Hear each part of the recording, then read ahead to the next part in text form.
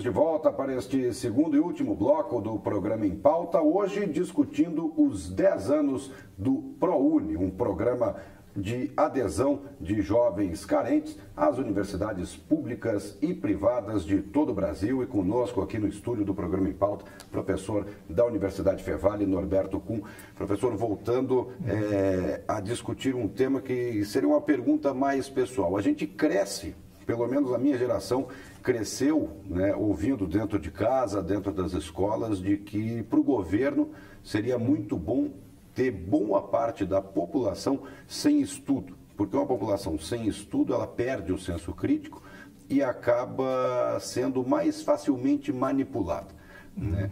Programas como esse, como o ProUni ou como o FIES, que dão acesso a classes mais baixas às instituições de ensino superior no Brasil, não faz justamente o caminho contrário a isso, onde se cria o hábito de discutir dentro, principalmente de uma universidade, onde tem esse turbilhão de ideias em todos os cursos que você pratica, não se cria o caminho contrário a isso? Não é, por exemplo, num país como a gente vive, uma situação de risco para o governo, para as elites dominantes, tendo classes mais baixas com condições de raciocinar e discutir ideias?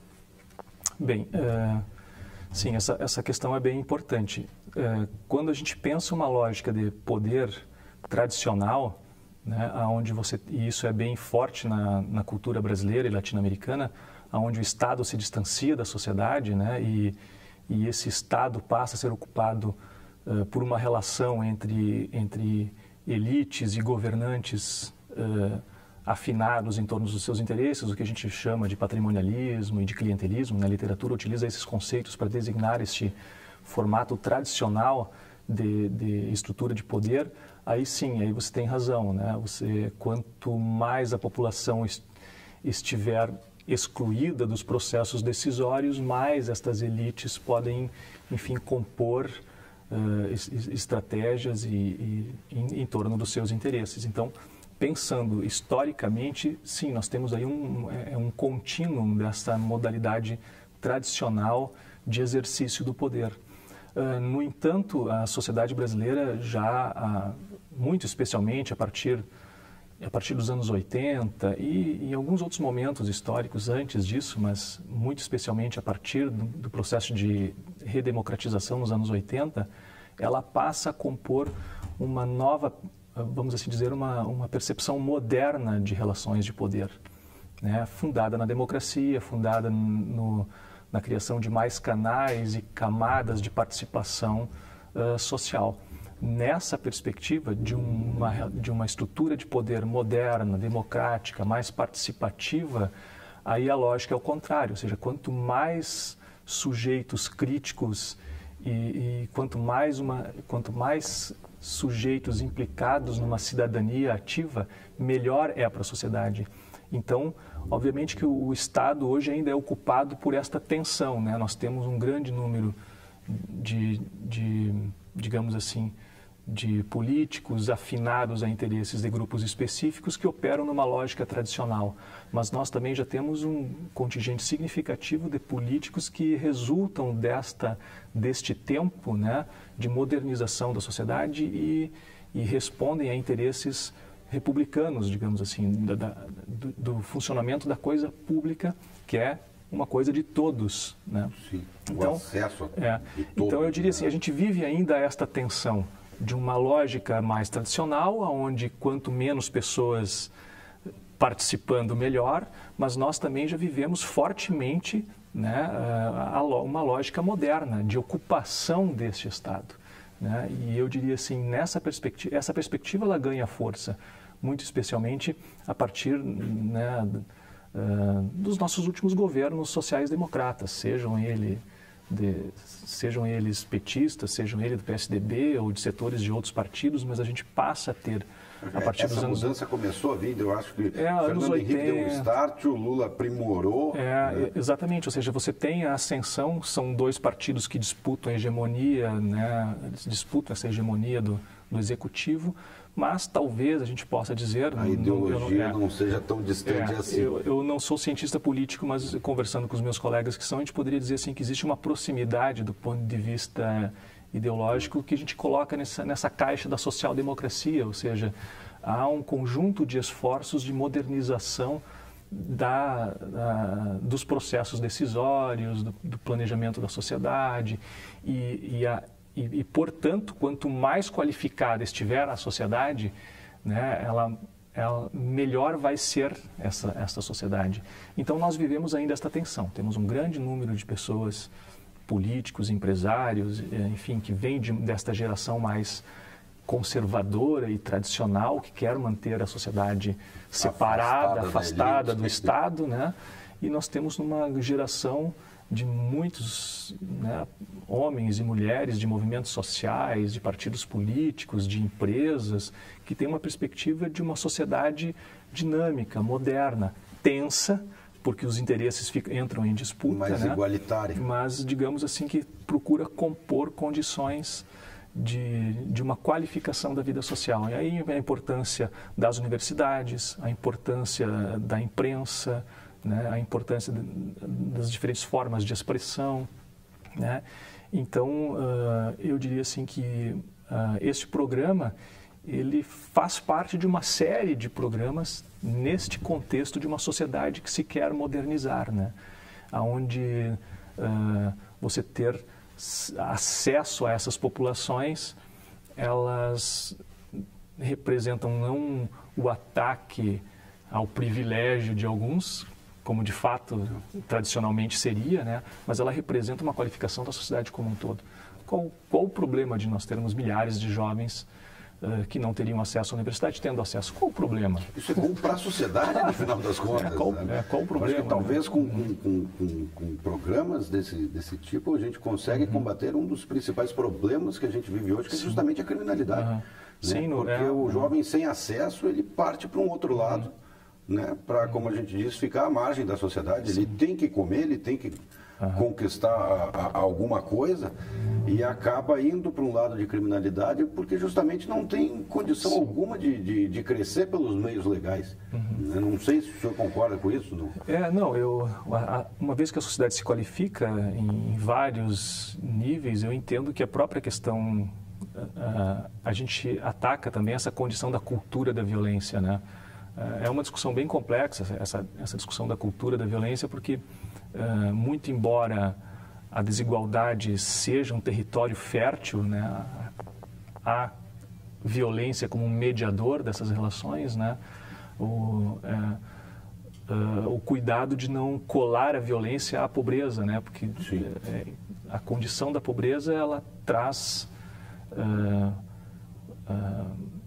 enfim, várias leituras possíveis e ela pode ser território fértil para a violência como um mediador, mas não necessariamente, né? A pessoa que já está inserida na violência, ela ocupar o espaço que o Estado não ocuparia. Porque nós temos hoje vários problemas em torno desta cultura da violência e que, digamos assim, ela é promovida não só por pessoas que estão na favela, né? A gente sabe, a partir de vários estudos, que se a gente pega questões associadas ao tráfico, por exemplo, a gente vê que a favela diariamente, ela é um varejo, digamos assim, né? E é onde a logística acontece fora da favela, envolvendo pessoas que são qualificadas. Os chefões não estão na favela. Então não é só uma questão, claro, a pobreza ela vai criar condições, porque você tem um garoto que, quando vê a oportunidade de ganhar 500, 600, 700 reais por semana, ele ganha muitas vezes mais que o pai dele, então obviamente que este recurso... É um facilitador. É um recurso dado à ausência de alternativas. Então, eu diria assim, tentando falar de uma maneira bem simples, expressar essa minha ideia, a gente perde muitos jovens, a gente perde eles, tanto na condição de vítimas da criminalidade, quanto sendo vítimas do atores, sistema, né, digamos assim. Então, infelizmente, a gente perde esses jovens. A sociedade vem perdendo milhares de jovens para atividades que que são nocivas para a sociedade, né? Então, a gente perde. Programas como esses fazem parte, sim, de uma estratégia de recuperação desses sujeitos, né? Então, programas de repasse de recursos que nós temos no Brasil, existem vários programas de repasse de recursos em várias áreas. O mais conhecido de todos eles sem dúvida alguma, é o Bolsa Família, né? Todos esses programas de repasse de recursos são programas modernos, são programas que outros países já executaram há muitos anos atrás, há muitas décadas atrás, e hoje não precisam executar mais porque você tem uma sociedade mais igualitária, né? Só que nós temos milhões de pessoas abaixo da linha da pobreza, então nós temos que pensar em estratégias mais imediatas, e essas são estratégias importantes. O nosso caminho ainda é bem mais longo do que o de países que hoje já conseguiram atingir um patamar. Então, são uma série de ações, ProUni, o programa de acesso às universidades públicas, né, os programas de financiamento, os programas de repasse de recursos para essas populações na linha da pobreza, ou seja, é um conjunto de ações que há uma reação das elites. Agora, há muitas vezes contrárias. Né? Sim, há uma reação contrária justamente por causa daquela tua lógica que você sinalizou antes, aquela lógica tradicional, né? Que isso ameaça aquela lógica tradicional de poder. Agora, pensando a sociedade do ponto de vista moderno, da sua qualificação, por que não, né? Por que não qualificar? Qual o problema de qualificar essa sociedade? É bom para um país inteiro, uma sociedade qualificada. E talvez lá na frente a gente não precise mais. E espero que não, né? Espero que lá para frente a gente... né, as pessoas possam ter outras estratégias mais autônomas, mas por hora, por muitas décadas, a sociedade tem que se organizar através do Estado para dar conta de qualificar a sua vida, né? Então, eu não vejo problema nenhum em todas essas estratégias de repasse de recursos. Agora, né? Elas são muito efetivas. A gente conversava antes até de estar no ar, por exemplo, como, né, você falou agora, da reação da elite brasileira, né? Uma reação contrária, né, a essa qualificação da massa, vamos dizer assim. Por que essa reação contrária? Fugindo desse ponto de vista da facilidade de manipulação, né? Mas existe uma reação contrária, por exemplo, das próprias universidades públicas, do acesso de pessoas mais carentes às suas instituições. Né? Conversando com professores, a gente sente nos professores de instituições públicas, por exemplo, uma contrariedade. Não, nós não queremos, né, essa população aqui. Sabe? Por que isso? Sabe? Sendo que é um espaço de qualificação para justamente a gente melhorar todos esses aspectos que viemos discutindo aqui ao longo do programa. São vários elementos para compor uma resposta a essa pergunta complexa, mas eu diria assim, pensando de modo bem abrangente, os processos de formação eles estão associados à reprodução social, né? E ao longo da história do Brasil, essas universidades elas foram sendo compostas, os próprios mitos fundantes dessas grandes universidades públicas, elas sempre tiveram como mote a formação das suas elites, né? Então elas nascem para formar as elites intelectuais, gestoras e empresariais do país. Então, elas nascem nesses diferentes, a partir dos anos 30, elas nascem afinadas aos interesses desses grupos que se organizam para compor espaços de formação dos seus filhos, digamos, legítimo, né? E essa natureza, eu vou chamar elitista, ela se preserva, né, nesses espaços de reprodução, ou seja, é ali que as elites levam seus filhos para eles comporem condições de reprodução social, continuarem existindo e dando... Enfim, isso é legítimo, né? Compõem o que Bourdieu chama quase que de um estado nobiliárquico, né? De nobreza, né?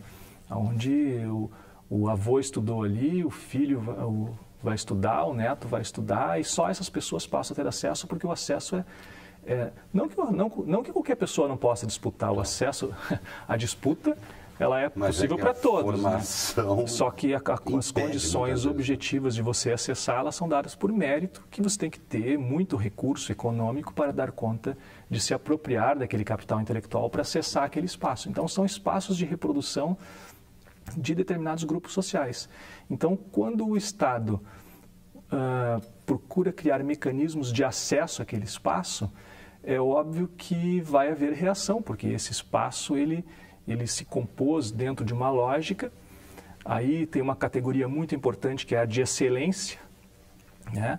Então, como que se essas populações que vêm de uma formação frágil também acessam, a gente pode comprometer a excelência da formação. Então, esse discurso da excelência é uma ideologia bem importante que mascara essas questões que são de ordem mais estrutural, de que aqui é um espaço de formação das elites e é um espaço intocável, né? E ele deve preservar esta condição de formação desses grupos, né? Então, é um espaço de... É como se fosse privilégio, né? Você tem um espaço ter cotas cotas representariam um privilégio, quando na verdade o contrário é um privilégio, né? Mas enfim, é difícil de explicar assim essa questão porque ela é muito complexa, mas de modo geral eu diria assim, você tem uma estrutura de formação e de reprodução social das elites, e quando o Estado tenta levar alunos pobres para esse espaço, você tem esse espaço ameaçado nessa lógica de reprodução. Por isso que houve toda essa reação, né? E vai seguir existindo essa reação durante muito tempo. Não sei como que nós socialmente vamos resolver isso.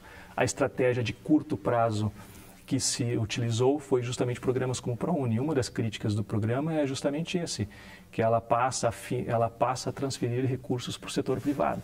Então, tem setores da sociedade que veem isso como um problema, né? Essa parceria público-privada, enfim, veria isso como um problema, né? Bom, no curto prazo e de ponto de vista pragmático, foi uma estratégia interessante, porque você tem afinado o interesse do Estado de aumentar o número de jovens qualificados, afinados ao interesse de um setor que é muito forte no Brasil, que é do ensino privado, né? Das grandes instituições de ensino privado. Então, você teve aqui um afinamento de interesses. ProUni veio, digamos assim, que tem várias questões difíceis, mas ela veio a compor esta parceria público-privado afinada aos interesses de um segmento muito importante do mercado educacional brasileiro privado. E, ao mesmo tempo que você não consegue, que você vai encontrar a reação das elites quando você tenta levar as populações mais pobres para as universidades federais. Então, não sei se eu estou conseguindo me fazer entender. Como lá você tinha reação e obstáculo, bom, então vamos trabalhar aqui onde a gente tem a parceria, né? Então, o ProUni foi uma alternativa, assim, eu não estou aqui fazendo julgamento de bom ou de mal, mas do ponto de vista pragmático, foi uma saída que o Estado encontrou, que a sociedade encontrou, de afinar dois interesses, da lógica de mercado e da necessidade de formação de milhares de jovens, já que as universidades públicas ainda estão obstaculizadas por interesses elitistas. Tá certo, Norberto. Infelizmente, nosso tempo acabou, a gente poderia passar horas, dias discutindo aqui nesse programa, mas agradeço a tua participação aqui. Obrigado pela participação. Eu que agradeço. Poder ter feito esse bate-papo e essa troca de ideias. Perfeito, essa que era a ideia. Discussões. Tá certo, obrigado e esteja convidado sempre, quando quiser. Okay. Será um prazer. Tá certo, obrigado. Este Norberto Kuhn, professor aqui do Departamento de História da Universidade Fevale, e nós discutimos hoje sobre os 10 anos do ProUni, que está levando milhões de jovens de populações carentes do Brasil às instituições de ensino superior. O programa Em Pauta desta semana fica por aqui. Nós voltamos na semana que vem com um novo tema. Até lá.